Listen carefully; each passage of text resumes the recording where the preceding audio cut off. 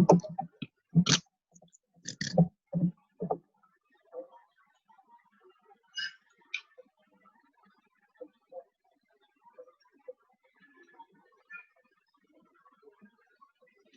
welcome to all of you. This lecture.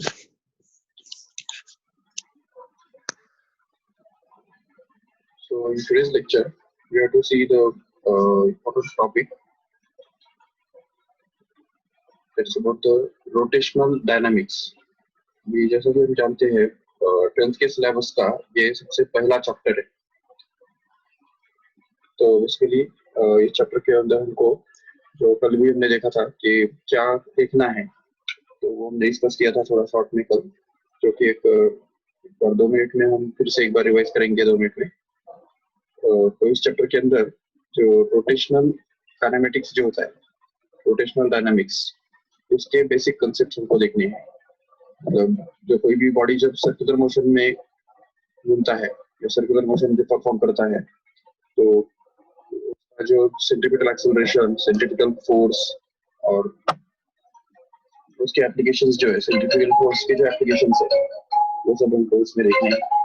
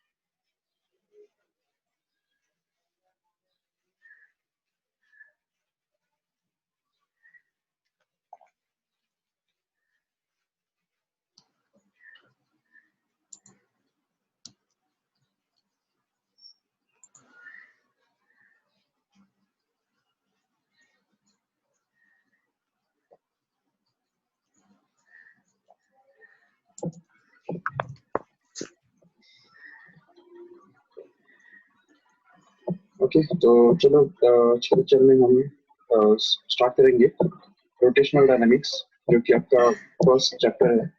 आपने syllabus में भी देखा होगा। तो बोर्ड का जो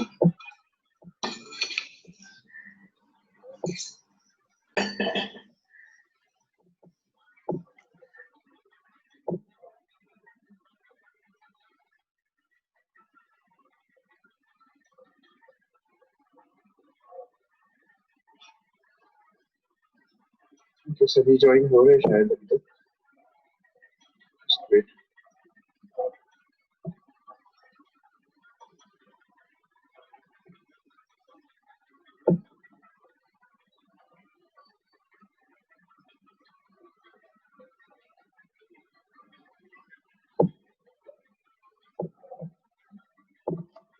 ओके, सो इस चैप्टर के अंदर हमको रोटेशनल मोशन और सर्कुलर मोशन के अंदर के जो बेसिक कंसेप्ट्स है वो हमको देखने हैं। So let us start this chapter.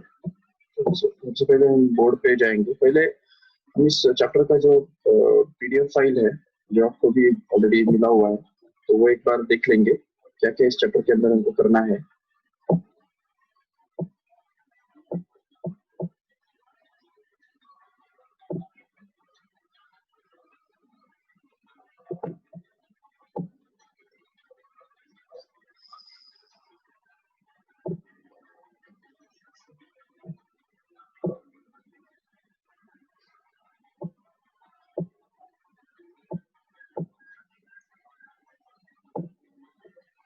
तो जैसे कि हम देख पा रहे हैं, this is the basically chapter which we have to discuss about. तो आज के लेक्चर में जो हमको चैप्टर देखना है वो ये है, जिसमें सबसे पहला जो टॉपिक है तो वो हमको देखना है इंट्रोडक्शन के बाद जो है यूनिफॉर्म सर्कुलर मोशन। जैसे कि 11th स्टैंडर्ड में हमने यूनिफॉर्म सर्कुलर मोशन का जो कंसेप्ट है वो देखा था ऑलरेडी, और यूनिफॉर्म सर्कुलर मोशन के अंदर जो सेंट्रीपिटल एक्सेलरेशन होता है उसका भी एक्सप्रेशन हमने डिराइव किया था दो अलग अलग मेथड से। एक तो जो एक जो मेथड है वो तो कैलकुलस मेथड है, और दूसरा जो है वो वेक्टर मेथड। तो वेक्टर मेथड और कैलकुलस मेथड दोनों तरफ से हमने एक डेरिवेशन एक्सप्रेस किया था, सेंट्रीपिटल एक्सेलरेशन का एक्सप्रेशन देखा था।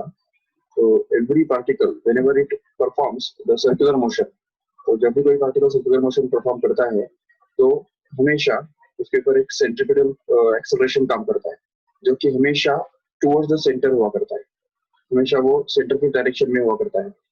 इसको हम इस तरह से समझ सकते हैं, देखिए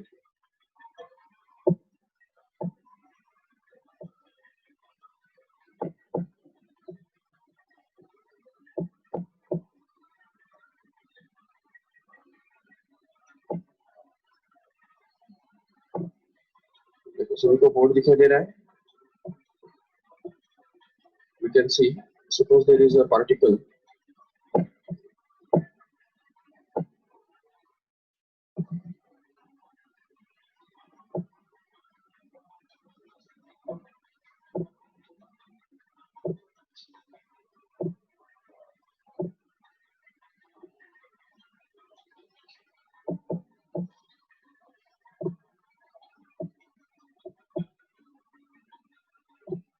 okay, so see here, suppose there is a particle which is performing circular motion, uniform circular motion in a circle of center at O, and suppose radius is R।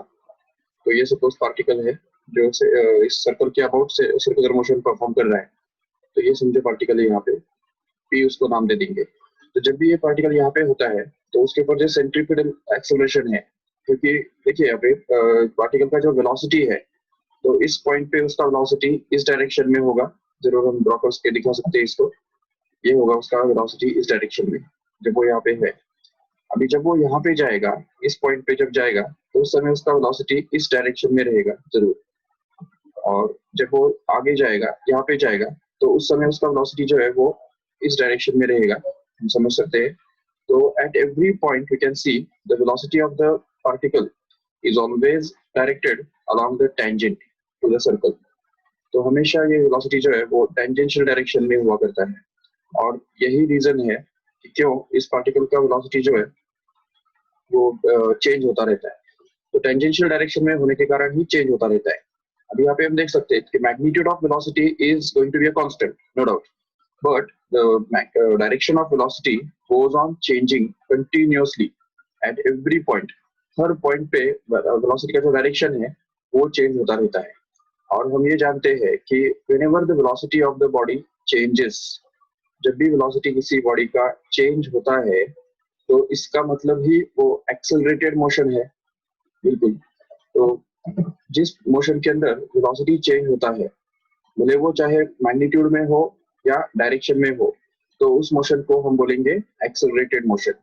और इसकी वजह से हम बोल सकते हैं कि uniform circular motion is an accelerated motion। You can say it's an accelerated motion, and the rate of change of velocity in this case is defined as acceleration। It can be proved that the acceleration of the particle in circular motion is always directed along the radius towards the center। तो हमेशा ये जो acceleration है वो centre की तरफ directed होता है। जैसे कि हम देख सकते हैं यहाँ पे P पॉइंट पे जो एक्सेलरेशन है वो इस डायरेक्शन में डायरेक्टेड रहेगा। This is the direction of acceleration of this particle at this point. When the particle goes to this point here, the acceleration will be directed right towards the center। बिल्कुल, even यहाँ पे जब भी particle जाएगा तो तभी भी उसका जो एक्सेलरेशन है वो बिल्कुल सेंटर की तरफ डायरेक्टेड रहेगा। तो हर पॉइंट पे हम देख सकते हैं कि acceleration is going to be directed along the radius and towards the center। तो ये जो एक्सेलरेशन towards the center काम करता है, इसीलिए हम इसको सेंट्रीपिटल एक्सेलरेशन कहते हैं। सेंट्रीपिटल एक्सेलरेशन का मतलब ही है center seeking acceleration, the acceleration which always tries to gain the center or achieve the center but can never be। So that is called as the centripetal acceleration, and this centripetal acceleration is denoted by AC, and it can be found out that it can be proved that the formula for this centripetal acceleration happens to be simply v into omega, where v is going to be the linear velocity of the particle. तो linear velocity जो है इस particle का v denote करते हैं, और at the same time omega is called as the angular velocity of the particle. angular velocity of the particle. अभी angular velocity क्या है वो भी हम समझ सकते हैं आराम से. एंगुलर वेलोसिटी मतलब कोई भी पार्टिकल जब सर्कुलर मोशन परफॉर्म करता है तो उसका जो एंगल वो ट्रेस करता है. Suppose this is the particle which is revolving in a circle like this, and suppose that this is the axis of rotation. ये एक्सिस ऑफ रोटेशन के अबाउट ये पार्टिकल जो है वो सर्कुलर मोशन परफॉर्म कर रहा है. Suppose this is the centre, ये सेंटर है और इसके about particle circular motion perform कर रहा है. तो जब वो यहाँ पे होता है तो वो इस तरफ, इस डायरेक्शन में अंदर की तरफ मूव कर रहा है. ये हम समझ सकते हैं इस तरफ इनवर्ड डायरेक्शन में ये मूव कर रहा है. और एट द सेम टाइम जब वो यहाँ पे आता है तो वो आउटवर्ड डायरेक्शन में मूव कर रहा होता है. ठीक है, तो ये आउटवर्ड डायरेक्शन में ये मूव कर रहा है. ये डायरेक्शन बाहर की तरफ है और ये जो डायरेक्शन है वो अंदर की तरफ है. और जैसा कि हम देख पा रहे हैं कि रेडियस जो है वो रेडियस हमेशा इस डायरेक्शन में हुआ करता है, from the centre to the particle, position of the particle at every point. तो ये हो गया हमारा रेडियस और ये हो गया linear velocity of the particle, v bar we can say. At the same time, if we turn our fingers of right hand in the sense of rotation, जिस डायरेक्शन में पार्टिकल मूव कर रहा है उस डायरेक्शन में अगर हम हमारे फिंगर्स, राइट हैंड के फिंगर्स अगर टर्न करेंगे तो हमारा जो राइट हैंड का जो थंब है वो थंब हमेशा इस डायरेक्शन में पॉइंट आउट करेगा. तो ये जो डायरेक्शन होता है ऊपर की तरफ जो हम दिखा रहे हैं यहाँ पे, तो ये डायरेक्शन एक्चुअली एंगुलर वेलोसिटी का डायरेक्शन कहलाता है. This is going to be the direction of angular velocity omega, and actually the angular velocity omega is defined as the rate of change of angular displacement. तो ये जो d theta by dt है इसको ही हम angular velocity बोलते हैं. For example, if suppose the particle is rotating at a 45 degree per second, मतलब अगर कोई पार्टिकल जो है वो अगर समझो उसका जो वेलोसिटी है वो अगर 45 डिग्री पर सेकेंड है, मान लो कि ये फर्स्ट सेकेंड में सपोज यहाँ से मान लो कि वो यहाँ तक चला जाता है. देखिए यहाँ पे ठीक से अगर मान लो कि this is the initial position of the particle, यहाँ पे वो स्टार्ट करता है और सपोज कि एक सेकेंड के बाद अगर ये पार्टिकल बिल्कुल यहाँ पे चला जाता है, तो यहाँ से यहाँ पे चला गया जो कि 45 डिग्री एंगल इसने कवर किया, तो उसको हम बोलेंगे π/4 रेडियन का एंगल उसने कवर किया. 2 सेकंड के बाद हम देख सकते हैं ये पार्टिकल जो है वो यहाँ पे आ जाएगा और 90 डिग्री का एंगल कवर कर पाएगा. तो हम देख सकते हैं यहाँ पे कि 2 सेकंड के बाद वो 90 डिग्री एंगल कवर कर रहा है. 3 सेकंड के बाद वो 135 डिग्री एंगल कवर करेगा. 4 सेकंड के बाद इस तरह से 180 डिग्री एंगल कवर करेगा. और ऐसे ही हम अगर कंटिन्यू करते जाएं तो हम समझ सकते हैं कि हर सेकंड वो एक 45 डिग्री का एंगल कवर कर रहा है. तो जो भी एंगल वो कवर करता है तो वो एक सेकंड में कितना भी एंगल कवर करता है तो उसको हम बोलते हैं एंगुलर वेलोसिटी. तो एंगुलर वेलोसिटी निकालने के लिए हमको सिंपल सी बात ये करनी पड़ेगी कि angle travelled by the particle per unit time. तो एक सेकंड में कितना एंगल वो घूम गया. तो यहाँ जैसे कि यहाँ पे हम देख रहे हैं कि एक सेकंड में ये पार्टिकल π/4 इतना एंगल कवर करता है, तो इसलिए हम इसका वेलोसिटी, एंगुलर वेलोसिटी कहेंगे π/4 radian per second. No doubt, remember the unit of angular velocity, that is radian per second. Same वैसे हम ये भी देख सकते हैं कि अगर वो एक सेकेंड में π/4 रेडियन एंगल कवर करता है तो ये पूरा जो सर्कल है यहाँ से देखिए ये पूरा एंगल जब कवर करता है तो उसके लिए उसको कितना टाइम लगता है. हम देख सकते हैं यहाँ पे 1 सेकेंड, 2 सेकेंड, 3 सेकेंड, 4 सेकेंड, 5, 6, 7 और 8 सेकेंड में वो पूरा एंगल कवर कर रहा है. तो इसका मतलब हम देख सकते हैं अगर हम ओमेगा एंगुलर वेलोसिटी अगर निकालना चाहते हैं तो इस तरह से भी निकाल सकते हैं. The total angle covered in one full rotation, that is 2π radian, which is equivalent to 360 degree, and that is to be divided by the time for that one revolution, which is 8 seconds. तो अगर इसको भी हम solve करेंगे आगे तो इससे हमको ये मिलेगा 2 1s and 2 4s, which becomes simply equal to π/4. once again π/4 radian per second. यही हमको एंगुलर वेलोसिटी फिर से मिल रहा है. तो ये हम समझ सकते हैं आराम से कि एंगुलर वेलोसिटी निकालने के लिए ये सिंपल सा फॉर्मूला हमको यूज करना होता है कि omega is equal to theta upon time T. और ये एंगुलर वेलोसिटी जो है वो वेक्टर क्वांटिटी है, ये भी हमको अच्छी तरह से याद रखना है। और angular velocity is always directed along the axis of rotation like this. तो ये डायरेक्शन उसका जो है वो हमेशा, अगर पार्टिकल एंटी क्लॉकवाइज डायरेक्शन में घूम रहा है ऐसे, तो हम देख सकते हैं कि एंगुलर वेलोसिटी का डायरेक्शन है वो ऊपर तरफ होगा। लेकिन अगर पार्टिकल क्लॉकवाइज डायरेक्शन में घूम रहा है, ऐसे अगर घूम रहा है सपोज, इस डायरेक्शन में अगर घूम रहा है, तो हम उसका जो एंगुलर वेलोसिटी है वो डाउनवर्ड डायरेक्शन में दिखा सकते हैं आराम से। So this will be the direction of angular velocity in that case when the particle is moving in the clockwise direction. तो but एक बात तो क्लियर है कि एंगुलर वेलोसिटी का डायरेक्शन हमेशा या तो ऊपर की तरफ या तो नीचे की तरफ रहने वाला है। तो इसलिए हम देख सकते हैं यहाँ पे कि angular velocity is always directed along the axis of rotation which is the perpendicular to the plane of circle। तो हमेशा ये एंगुलर वेलोसिटी सर्कल के प्लेन को ही परपेंडिकुलर हुआ करता है। और एक बात हम समझ सकते हैं कि वेलोसिटी, रेडियस वेक्टर जो कि एक वेक्टर ही है, और एंगुलर वेलोसिटी वेक्टर, इन तीनों के बीच में एक वेक्टर रिलेशनशिप भी है। हम बस जैसे कि देख सकते हैं, तो यहाँ पे वेक्टर रिलेशनशिप इनके बीच में ऐसा है कि अगर हमने आर बार, मतलब जो रेडियस वेक्टर है, उससे अगर हमने वी बार की तरफ फिंगर्स टर्न किए, ये आर बार से अगर ओमेगा बार की तरफ फिंगर्स टर्न किए, तो हमको वी बार का डायरेक्शन मिल रहा है। इसीलिए हम ये कह सकते हैं कि v bar is actually expressed in vector form as omega bar cross r bar।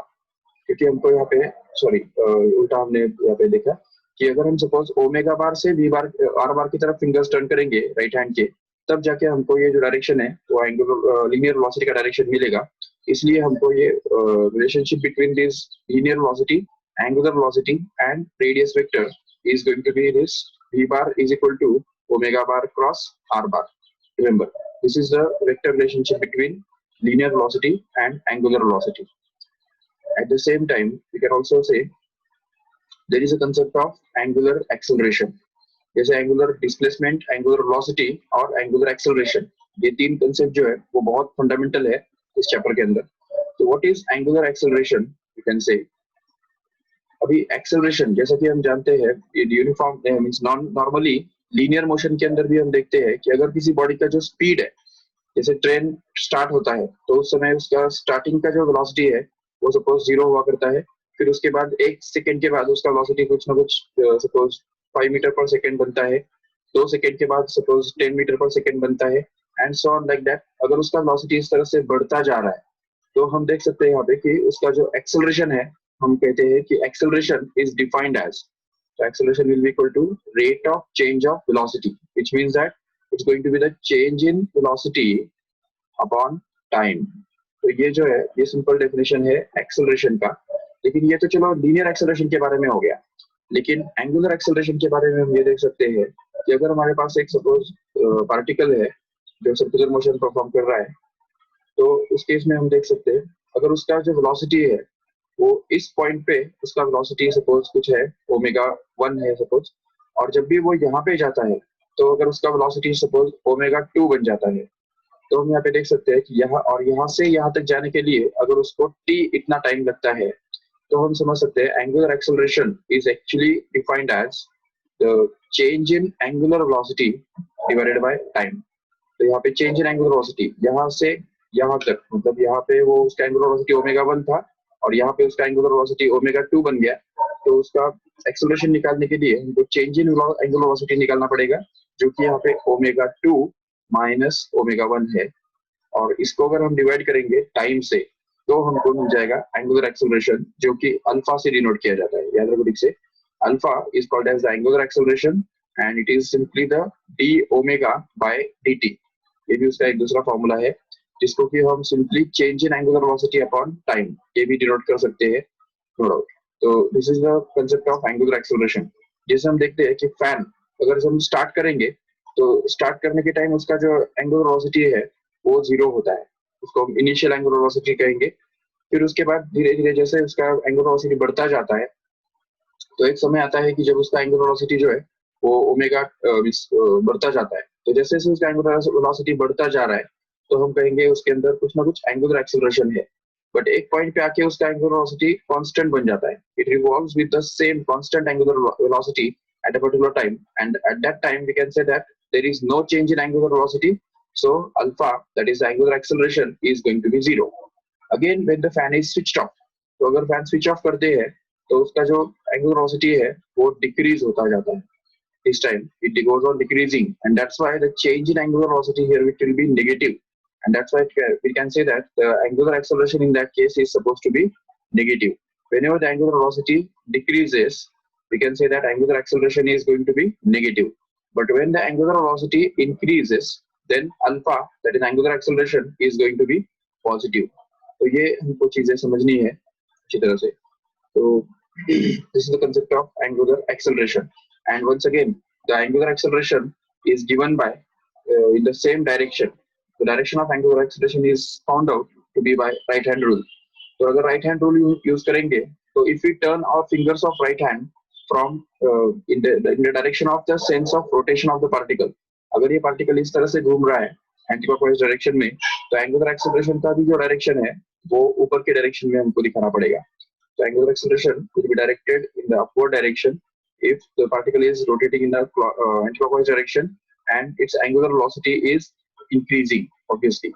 लेकिन अगर angular velocity खुद decrease हो रहा है, तो ऐसे केस में हमको angular acceleration जो है वो नीचे की डायरेक्शन में, मतलब ऑपोजिट डायरेक्शन में दिखाना पड़ेगा. बिल्कुल, तो ये हमको समझना है. This is the concept of angular acceleration. So basically ये तीन कंसेप्ट जो है, एंगुलर डिस्प्लेसमेंट, एंगुलर वेलोसिटी और एंगुलर एक्सेलरेशन, ये तीन कंसेप्ट बहुत फंडामेंटल कंसेप्ट्स है. जैसे कि हम जान रहे हैं कि angular displacement is denoted by theta, angular velocity is denoted by omega, and angular acceleration is denoted by alpha.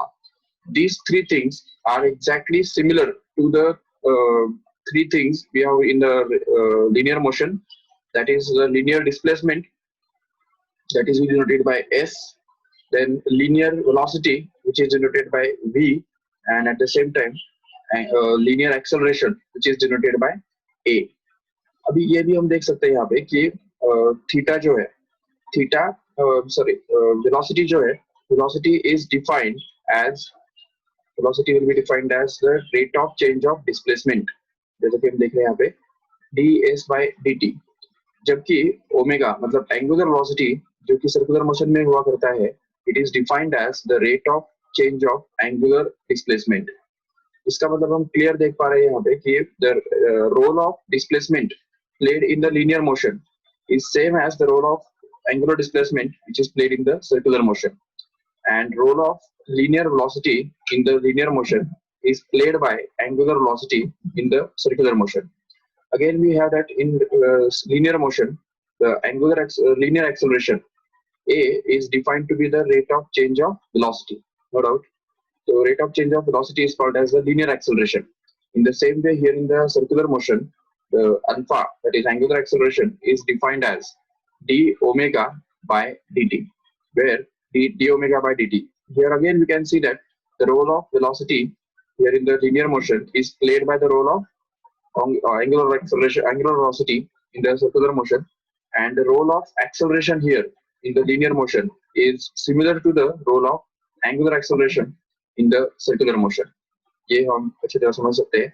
और इवन इन दोनों के बीच में भी जो रिलेशनशिप्स है, तो जैसा कि हम देखते हैं, if you see the relationship between theta and s, that is the linear velocity, तो हमको ये पता है कि s theta is always defined as s upon r, जिसको कि हम लिख सकते हैं आराम से s is equal to r into theta.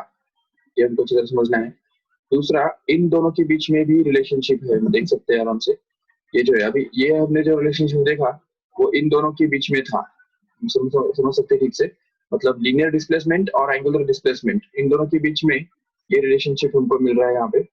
अभी at the same time we can also see the relationship between the angular velocity and linear velocity also. तो ये दोनों के बीच में जो रिलेशनशिप है वो भी ऐसा ही है. Omega is always equal to v upon r, or we can say in other words v is always equal to r into omega. तो ये इन दोनों के बीच में रिलेशनशिप है. और इवन इन दोनों के बीच में भी रिलेशनशिप सेम वैसे ही डिराइव किया जा सकता है, क्योंकि हम देखते हैं कि alpha is going to be equal to a upon r, और यहाँ पे अगर इसको हम रखेंगे यहाँ पे, तो a is going to be equal to r into alpha. तो ये जो रिलेशनशिप है ये इन दोनों के बीच में है। तो ये रिलेशनशिप्स भी हमको याद रखने अच्छी तरह से। These two are connected with this equation. These two are connected again by this equation, and these two are also connected by this equation here. तो ये सब हमको अच्छी तरह से याद रखना है। तो अभी हमने जो ये देखा, तो this is the basic introductory part of circular motion, which is already discussed here in your syllabus. तो syllabus अगर देखेंगे ठीक से, ठीक है, ये जो आपका फर्स्ट पेज है, तो इस फर्स्ट पेज के ऊपर यहाँ पे जो हम देख रहे हैं, तो यहाँ पे हमको डिस्कस किया हुआ है अल्फा ओमेगा का जो डेफिनेशन है, जो अभी हमने बात की इसके बारे में। तो omega is going to be equal to d theta by dt, and at the same time tan angular acceleration that is alpha is given by this d omega by dt। और इसके साथ साथ लीनियर वेलोसिटी का जो definition हमको already पता है, v is equal to ds by dt, और एंगुलर लीनियर एक्सेलरेशन का जो डेफिनेशन ऑलरेडी हमको पता है dv बार बाय dt। और जैसा कि हमको ऑलरेडी पता है कि ये जो है linear acceleration, sorry linear velocity, जिसको ही टेंजेंशियल वेलोसिटी भी कहा जाता है, और एंगुलर वेलोसिटी, इन दोनों के बीच में ये रिलेशनशिप हुआ करता है,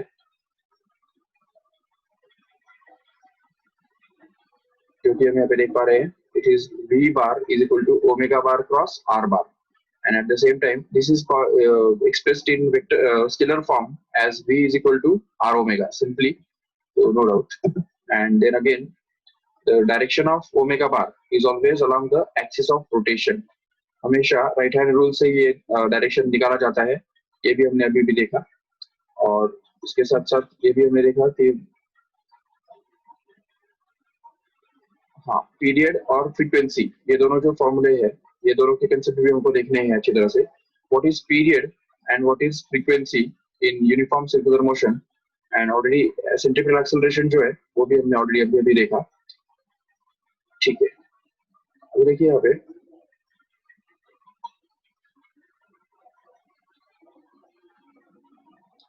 we have the concept of period and velocity, frequency.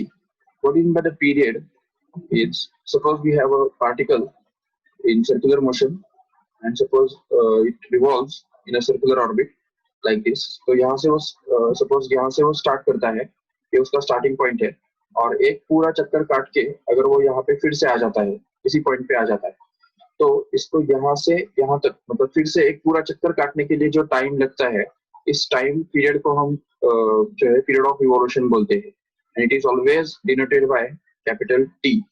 तो इसको हम कैपिटल टी से डिनोट करते हैं, and in order to find this out, what we have to do is we have to consider this whole distance, ये जो पूरे circumference का जो लेंथ है, तो वो हमको यहाँ पे रखना है, जो कि हमेशा हमको पता है 2 पाई r के बराबर हुआ करता है, नो डाउट 2 पाई r। और at the same time if we divide this whole distance by velocity with which the particle is moving, तो उसका जो tangential velocity है वो अगर हम यहाँ पे रख देते हैं, तो हमको ये मिल जाएगा पीरियड का formula, that is t is equal to 2 pi r upon p, remember. At the same time we can also use this v is equal to r omega here, जैसे कि जो कि अभी अभी हमने प्रूव किया, तो अगर वो हम यूज करेंगे यहाँ पे, तो हमको मिल जाएगा t that is equal to 2 pi r upon omega with r omega, so that r gets cancelled from numerator as well as denominator, so that we can get this t to be equal to simply 2 pi by omega.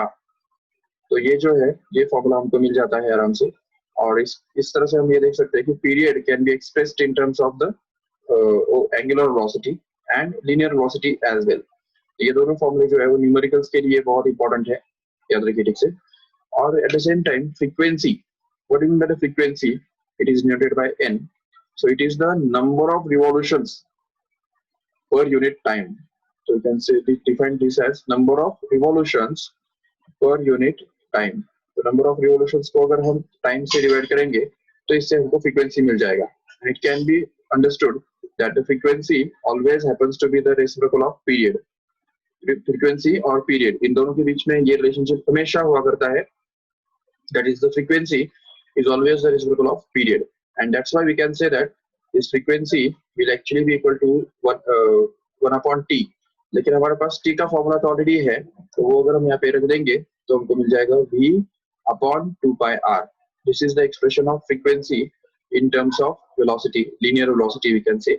And if you want to express it in terms of angular velocity, we can do as well. So that ये जो formula हमारे पास period का है, तो उसको अगर हम यहाँ पे डाल देंगे तो उसका भी रेसिप्रोकल हो जाएगा और हमको ये मिल जाएगा omega upon 2 pi. So this is the formula for this frequency. तो ये फ्रीक्वेंसी का जो फॉर्मूला है वो हमको ये मिल रहा है omega upon 2 pi in terms of omega. And even ये दोनों चीजों में ओमेगा कॉमन है, तो इसलिए हम ओमेगा का भी जो एक्सप्रेशन है वो इन टर्म्स ऑफ पीरियड लिख सकते हैं इस तरह से 2 पाई upon t.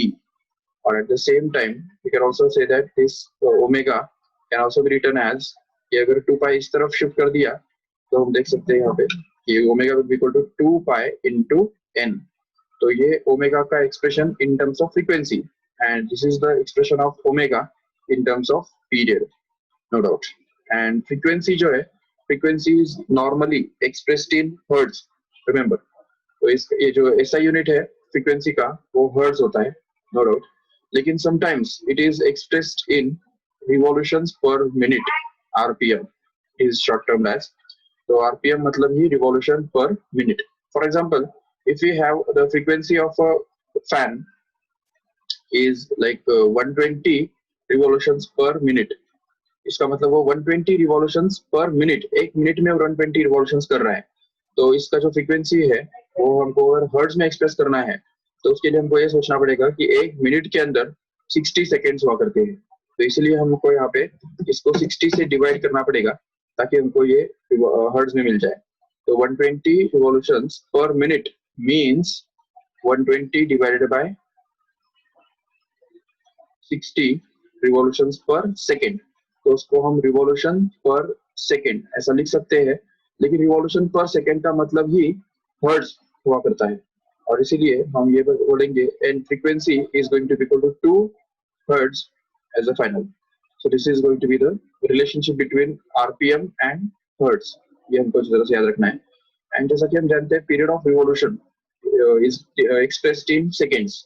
तो स्टैंडर्ड यूनिट जो है पीरियड ऑफ रिवॉल्यूशन का वो तो सेकेंड्स है, no doubt. But sometimes period of revolution may be also measured in minutes, or it may be measured in hour, it may be measured in days, months or years as well. For example, Earth का जो period of revolution है उसके खुद के about उसका जो rotation का जो period of revolution है वो है 24 hours.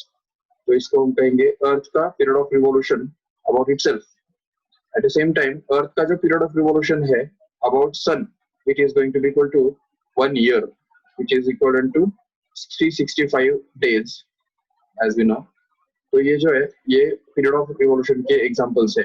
तो इसका मतलब कोई भी बॉडी का, कोई भी सर्कुलेटिंग बॉडी का अगर पीरियड दिया है या फ्रीक्वेंसी दिया है तो इससे हमको एंगुलर वेलोसिटी मिलना जरूरी है. तो angular velocity can be found out by using this period as well as frequency, remember. So this is the relationship between angular velocity, period and frequency. You have to remember. Okay. तो जैसा कि हम देख रहे हैं कि जो text book है उसके अंदर हमने ये जो 3 कंसेप्ट जो देखे, एक तो थीटा, ओमेगा और अल्फा. थीटा बार, ओमेगा बार और alpha bar. These are the 3 fundamental concepts in this chapter. ठीक है ना. और उसमें भी हम देख सकते हैं कि एग्जांपल जो है वो भी हम इमेजिन कर सकते हैं. Just read this example carefully जो दिया जा रहा है.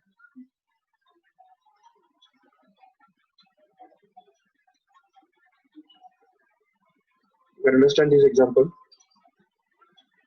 दिया है कि a fan is rotating at 90 rpm.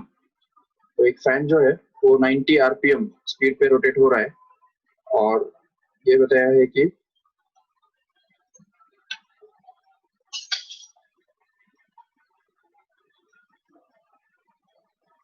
okay, or it is switched off. It stops after 21 revolutions. Calculate the time taken by it to stop assuming that the frictional torque is constant.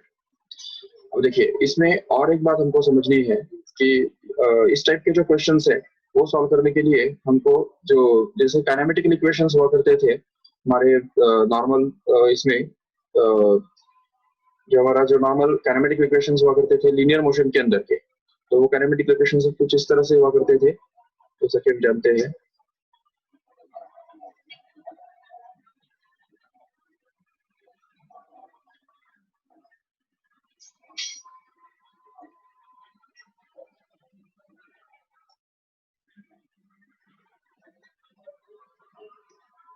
ठीक है, तो हमारा जो normal kinematic equations जो है वो इस तरह से थे।